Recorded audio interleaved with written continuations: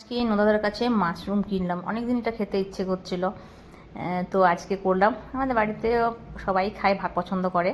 প্রথমে মাশরুমটাকে গরম জলে ভালো করে ধুয়ে নিলাম, তারপর একটু ভিজিয়ে রাখতে হয় যদি কিছু থাকে, তো কিছু ছিল না, ফ্রেশ ছিল। তারপরে আমি আলু পেঁয়াজ কেটে নিলাম। আর তোমার কী কী দিলাম দেখো এর মধ্যে, ফ্রাই প্যানটার মধ্যে প্রথমে আমি একটা লং, এলাচ আর তেজপাতা দিলাম, দারচিনি, শুকনো লঙ্কা, ওটা দিয়ে আমি পেঁয়াজটাকে লাল লাল করে ভাজলাম।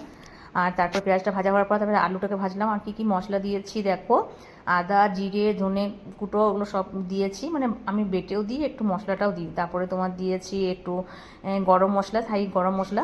তুমি থাই গরম মশলা এখনও দিতে পারো, না হওয়ার সময়ও দিতে পারো। আর রসুন পেঁয়াজ সবগুলো গ্রেট করে দিয়ে দিয়েছি, মানে পেঁয়াজটা এরকম ভাজাও দিয়েছি, মানে গ্রেটে পরে কুচি কুচি করে আর একটু গ্রেট করে দিয়েছি।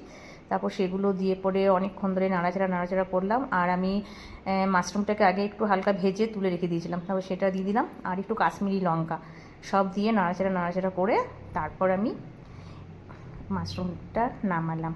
তোমাদের রেসিপিটা কেমন লেগেছে প্লিজ একটু জানাবে। তোমরা এদের থেকেও হয়তো অনেক ভালো করো, তাও প্লিজ একটু কমেন্ট করবে।